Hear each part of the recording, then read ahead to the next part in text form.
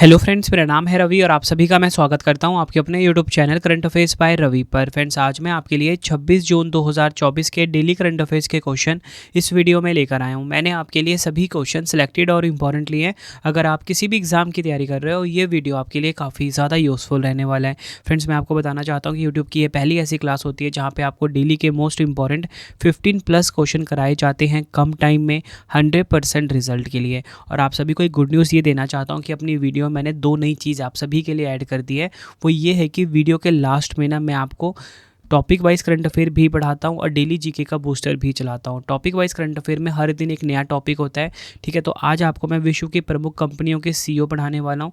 Top 10 question रहते हैं और इसी के साथ डेली जीके बूस्टर में मैंने जीएस में आधुनिक इतिहास में आज आपको भारतीय राष्ट्रीय कांग्रेस और उसके अधिवेशन पढ़ाने वाला हूँ।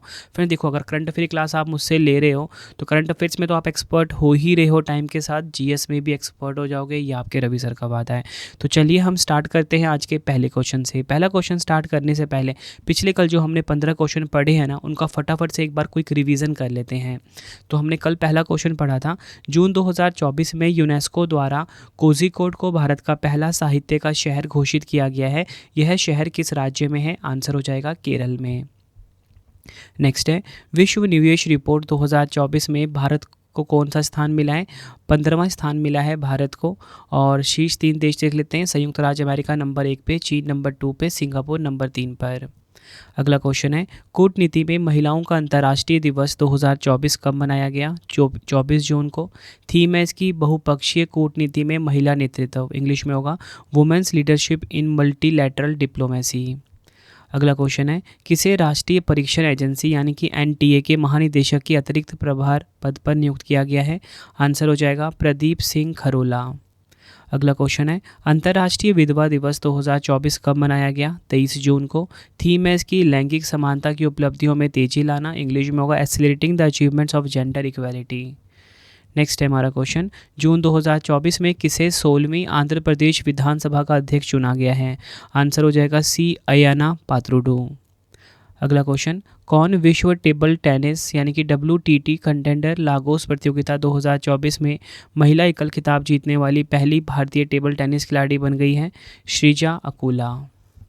नेक्स्ट है हमारा क्वेश्चन, 96% मुस्लिम आबादी वाले किस देश ने आधिकारिक तौर पर महिलाओं के हिजाब पहनने पर प्रतिबंध लगा दिया?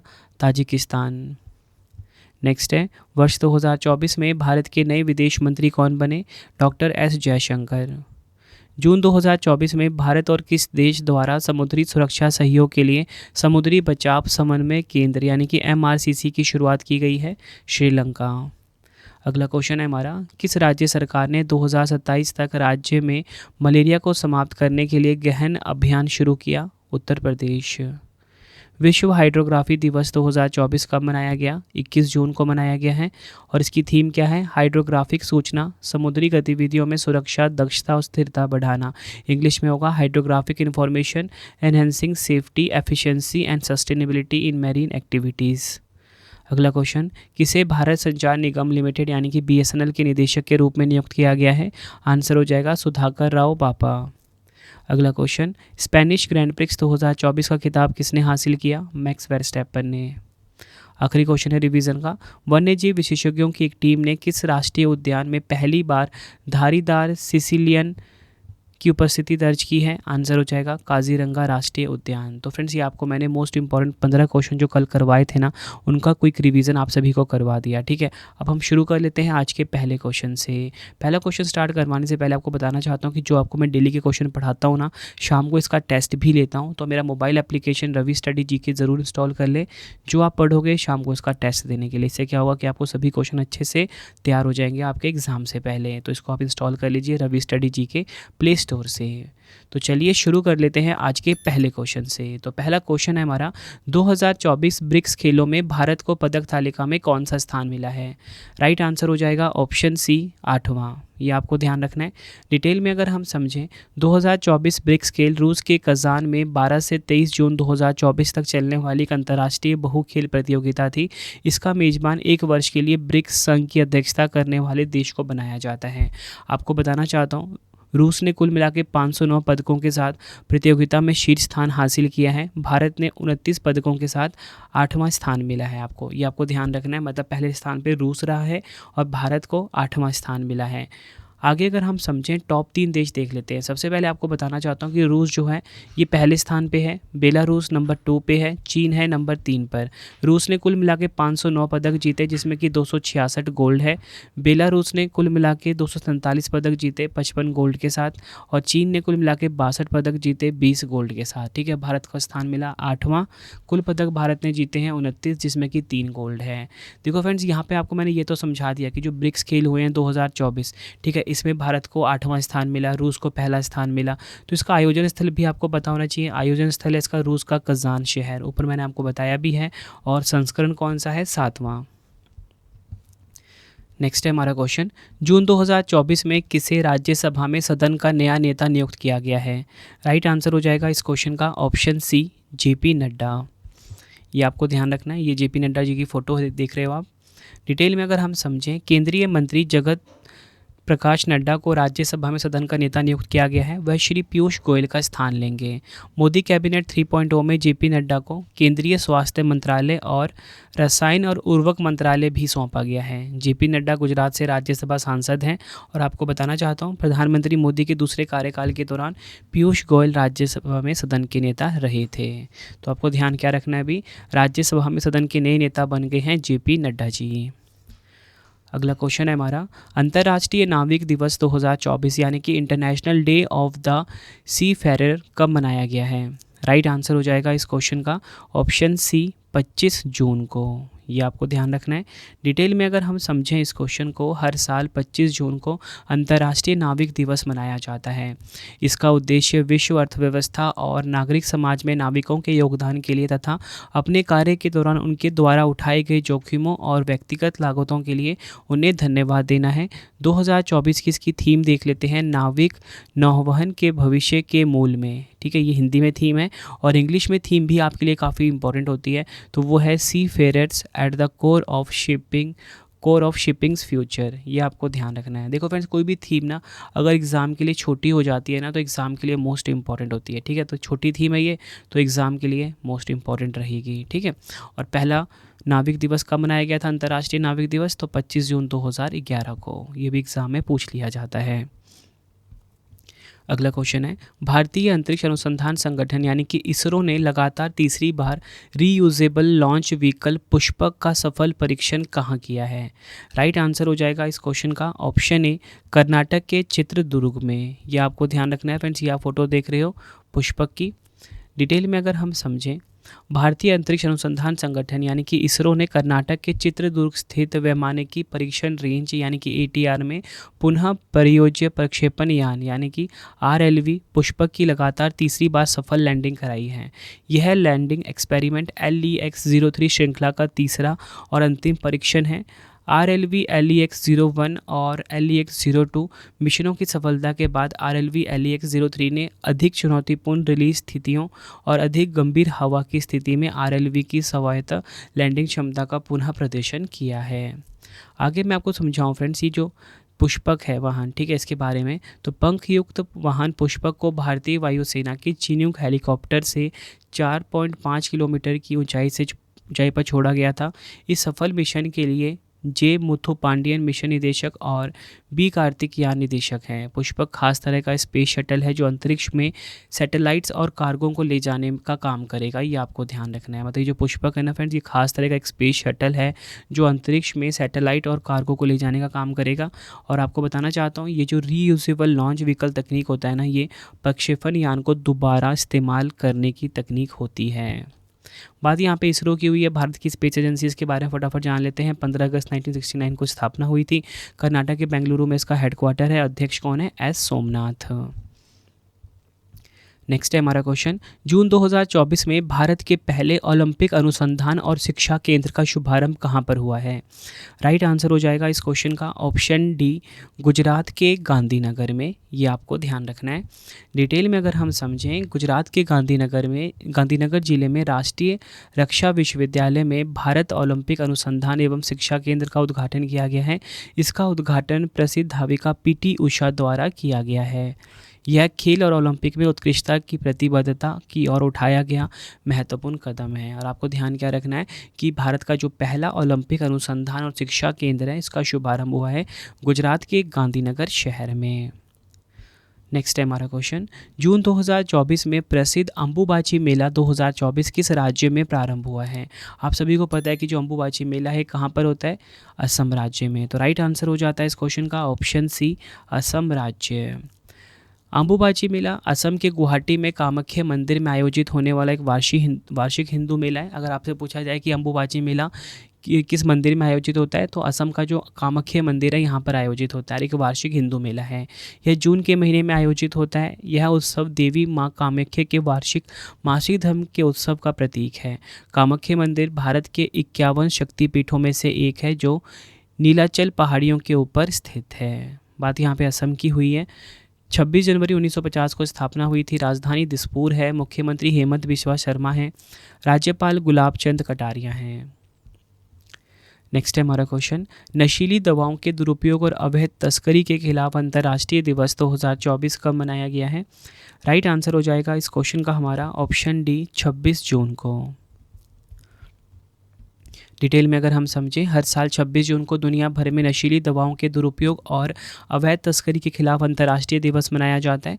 इस दिवस का उद्देश्य अवैध नशीली दवाओं से समाज में उत्पन्न होने वाली समस्याओं के बारे में जागरूकता बढ़ाना है। थीम देख लेते हैं। थीम काफ़ी इंपॉर्टेंट है 2024 की, तो वो ये है, साक्ष्य स्पष्ट है, रोकथाम में निवेश करें। इंग्लिश में क्या होगा? The evidence is clear, invest in prevention. ये आपको ध्यान रखना है। यह दिवस 1989 से प्रतिवर्ष 26 जून को मनाया जाता है। अगला क्वेश्चन है हमारा, 43वें विश्व चिकित्सा एवं स्वास्थ्य खेल 2024 कहाँ पर आयोजित किए गए हैं? काफ़ी इंपॉर्टेंट क्वेश्चन हो जाता है एग्जाम के लिए ये भी। राइट आंसर हो जाता है इस क्वेश्चन का ऑप्शन सी, फ्रांस देश का जो सेंट ट्रोपेज है, यहाँ पर 43वां विश्व चिकित्सा एवं स्वास्थ्य खेल 2024 आयोजित हुए।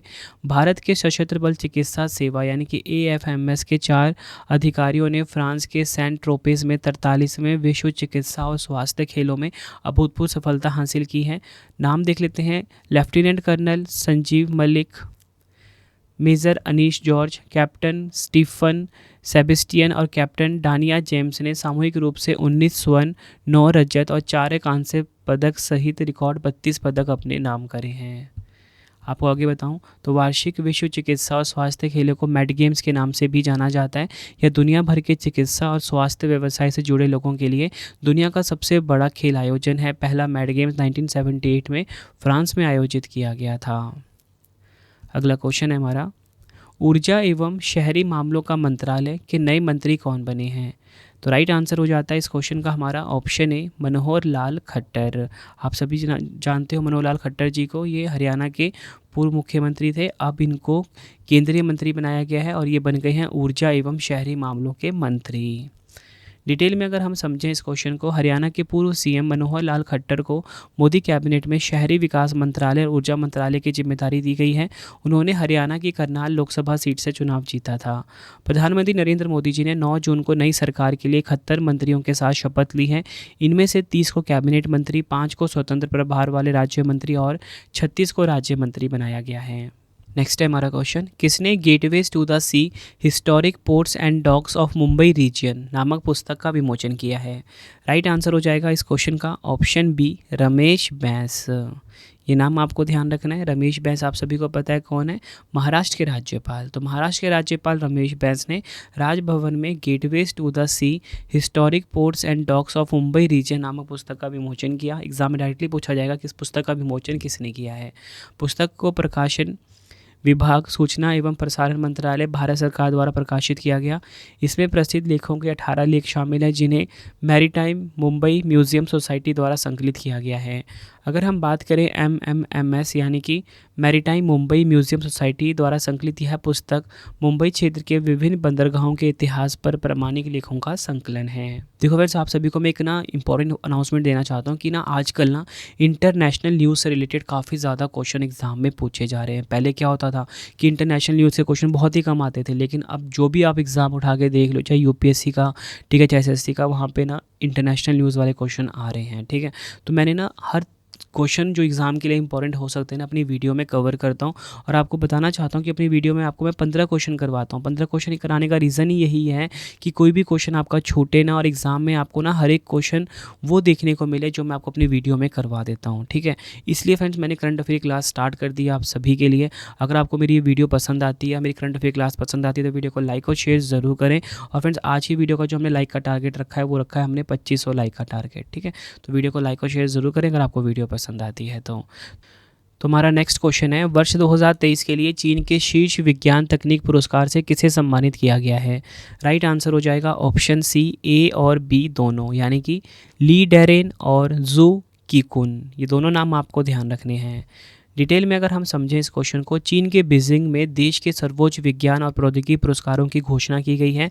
इसमें 2 वैज्ञानिकों ली डेरेन और जू कीकुन ने वर्ष 2023 के लिए राष्ट्रीय शीर्ष विज्ञान तकनीक पुरस्कार जीता। ली एक प्रसिद्ध फोटोग्रामेट्री और रिमोट सेंसिंग विशेषज्ञ हैं, जबकि जू संगणित पदार्थ भौतिकी के क्षेत्र में एक महत्वपूर्ण वैज्ञानिक हैं। यह पुरस्कार चीन में बुनियादी वैज्ञानिक और तकनीकी नवाचार को प्रोत्साहित करने के लिए दिया जाता है, और यह पहली बार वर्ष 2000 में दिया गया था। ये दोनों नाम आपको ध्यान रखने हैं, ली डेरेन और जू कीकुन, और किस क्षेत्र में इनको दिया गया है तो ये भी आपको ध्यान रखना है। अगला क्वेश्चन है हमारा, जून 2024 में किसके द्वारा 1 वीक 1 थीम अभियान का शुभारंभ किया गया है? राइट आंसर हो जाएगा option B, doctor Jitendra Singh के द्वारा। डिटेल में अगर हम समझें इस क्वेश्चन को, केंद्रीय विज्ञान एवं प्रौद्योगिकी राज्य मंत्री जितेंद्र सिंह ने विज्ञान और प्रौद्योगिकी की विभिन्न विधाओं में भारत की हाल की सफलता की गाथाओं को प्रदर्शित करते हुए 1 वीक 1 थीम यानी कि OWOT अभियान की शुरुआत की है। वैज्ञानिक और औद्योगिक अनुसंधान परिषद के तहत एक सप्ताह एक थीम का उद्देश्य भारतीय विज्ञान और प्रौद्योगिकी को बढ़ावा देना है। अगला क्वेश्चन है हमारा, किस राज्य सरकार ने सभी जिलों में प्रधानमंत्री उत्कृष्टता महाविद्यालय की स्थापना की मंजूरी दी है? राइट आंसर हो जाएगा इस क्वेश्चन का ऑप्शन सी, मध्य प्रदेश में। ये आपको ध्यान रखना है। डिटेल में अगर हम समझें, मध्य प्रदेश सरकार ने राज्य के सभी जिलों में एक प्रधानमंत्री उत्कृष्टता महाविद्यालय की स्थापना को मंजूरी दी है। मध्य प्रदेश में प्रधानमंत्री उत्कृष्टता महाविद्यालय का शुभारंभ 1 जुलाई को राज्य के सभी 55 जिलों में समारोहपूर्वक किया जाएगा। जिन कॉलेजों का चयन इस योजना में हुआ है उनके लिए अतिरिक्त पद और बजट दिया जा चुका है। प्रत्येक PM कॉलेज ऑफ एक्सीलेंस में भारतीय ज्ञान परंपरा केंद्र भी खोला जाएगा। बात यहाँ पे मध्य प्रदेश की हुई है। मध्य प्रदेश के बारे में जान लीजिए। 1 नवंबर 1956 को स्थापना हुई थी। राजधानी भोपाल है। मुख्यमंत्री मोहन यादव और राज्यपाल हैं मंगूभाई पटेल। नेक्स्ट है हमारा क्वेश्चन, किसे न्यू इंडिया इंश्योरेंस के अध्यक्ष और प्रबंध निदेशक के रूप में नियुक्त किया गया है? राइट आंसर हो जाएगा इस क्वेश्चन का ऑप्शन सी, गिरिजा सुब्रमण्यम। ये आपको ध्यान रखना है। डिटेल में अगर हम समझें, सरकार ने गिरिजा सुब्रमण्यम को भारत की सबसे बड़ी सामान्य बीमा कंपनी न्यू इंडिया इंश्योरेंस का अध्यक्ष और प्रबंध निदेशक यानी कि CMD नियुक्त किया है।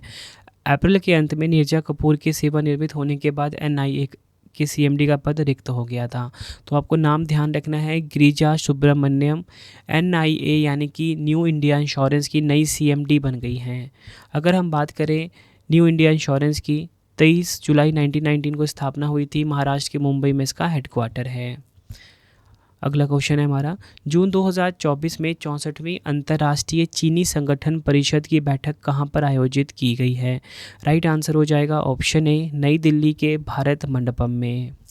डिटेल में अगर हम समझें, 64वीं अंतर्राष्ट्रीय चीनी संगठन परिषद की बैठक नई दिल्ली के भारत मंडपम में आयोजित की गई है। इसका उद्देश्य उद्योग और जैव ईंधन क्षेत्रों से संबंधित मुद्दों पर चर्चा करना था।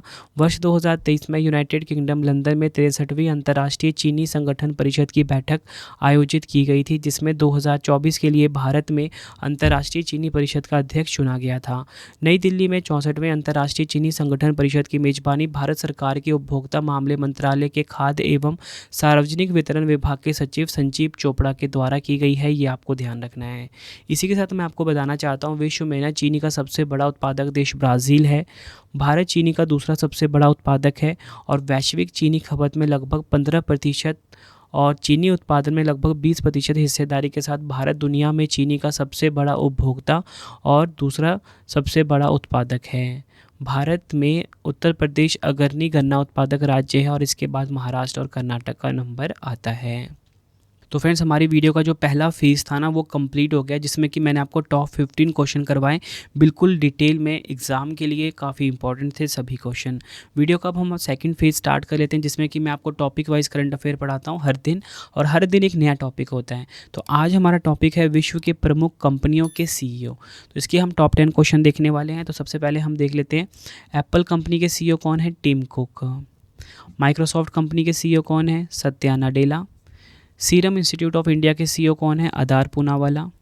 टाटा सन्स के CMD कौन है? एन चंद्रशेखरन। मास्टर कार्ड के CEO हैं माइकल माइबेक। गूगल कंपनी के CEO हैं सुंदर पिचाई। इसी के साथ अगर हम बात करें, संसद टीवी के CEO कौन है? रजित पुन्हानी। टाटा कंसल्टेंसी सर्विसेज के CEO कौन है? के कृतिवासन।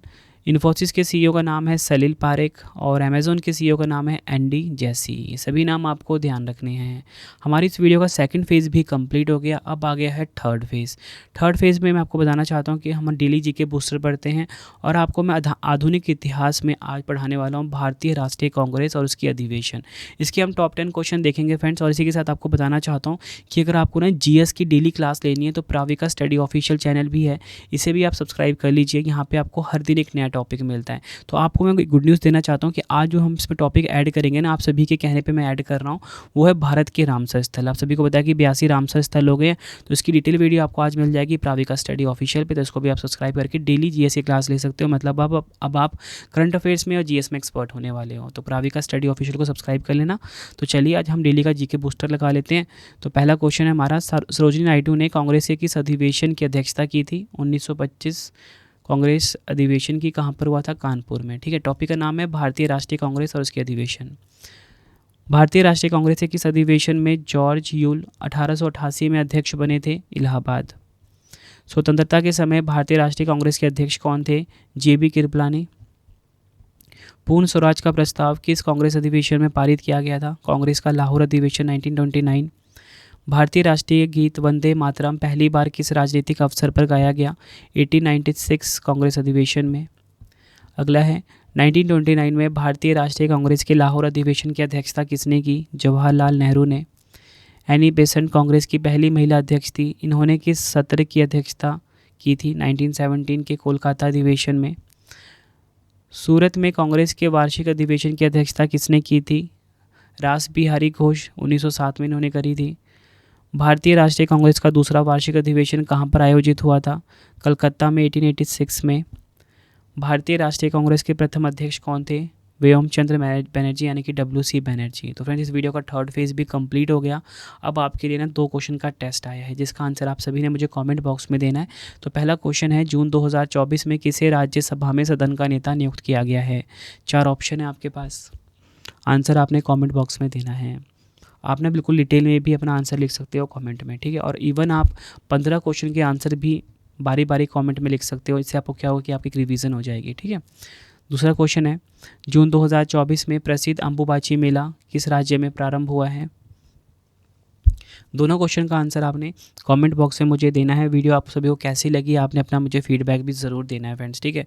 अब आपके लिए इंपॉर्टेंट इन्फॉर्मेशन है कि आप अपने रवि सर की जो ई बुक्स हैं वो बाय कर सकते हो, current affair, GS, polity, history की, ठीक है। वेबसाइट है www.ravibookspdf.com। यहाँ पे जाके हमारी ई बुक्स को बाय कर सकते हो, जिसमें कि आपको जनवरी से लेकर मई तक की जो मेरी ई बुक है यहाँ पर आपको मिल जाती है, ठीक है। और करंट अफेयर्स की, पॉलिटी की, हिस्ट्री की, जीएस की, ऑल सब्जेक्ट की बुक मिल जाती है। कम टाइम में आप किसी भी एग्ज़ाम की तैयारी कर सकते हो मेरी बुक के द्वारा। इसी के साथ आपको बताना चाहता हूँ कि पीडीएफ के लिए हमारा टेलीग्राम है करंट अफेयर्स बाय रवि, इसे आप ज़रूर ज्वाइन कर लीजिए। और सबसे important information, Ravi study GK, ठीक है, ये मेरा मोबाइल एप्लीकेशन है, प्ले स्टोर पर जाके इंस्टॉल करना है और यहाँ पर आपको फ्री टेस्ट का ऑप्शन मिलेगा। यहाँ पर जाके आप डेली करंट अफेयर का टेस्ट लगा सकते हो। और आपको बताना चाहता हूँ कि 1 जनवरी 2024 से आज तक के सभी टेस्ट इसमें मैंने डाले हुए हैं, तो आप टेस्ट ज़रूर अटैम्प्ट करना फ्रेंड्स, ठीक है। वीडियो हो गई है कंप्लीट। आपको वीडियो कैसी लगी है कमेंट बॉक्स में मुझे ज़रूर बताएं। आपको वीडियो में क्या इंप्रूवमेंट करवाना है, मुझे आप अपना फीडबैक ज़रूर दें फ्रेंड्स, ठीक है। और आपको अगला वीडियो किस टॉपिक पे पढ़ना है ये भी आप मुझे ज़रूर बताएं। और इसी के साथ प्राविका स्टडी ऑफिशियल पे भी आप डेली जीएस की क्लास लीजिए फ्रेंड्स, क्योंकि यहाँ पे सभी टॉपिक ना आपको इंपॉर्टेंट ही करवाए जाएंगे हर दिन। तो प्राविका स्टडी ऑफिशियल पे आज 82 रामसर स्थल जो हो गए हैं भारत के इसकी कंप्लीट वीडियो आपको आज मिलने वाली है। तो ये वीडियो आप ज़रूर देखना यहाँ पे, और आपको नेक्स्ट वीडियो भी जल्दी इस पर मिल जाया करेंगी। और आप मुझे कमेंट बॉक्स में बताना कि आपको अगला वीडियो किस टॉपिक पे चाहिए, ताकि आपके लिए मैं वो वीडियोस लेकर आ सकूं। तो चलिए फ्रेंड्स, अब हम मिलते हैं नेक्स्ट वीडियो में। Thank you and wish you all the best.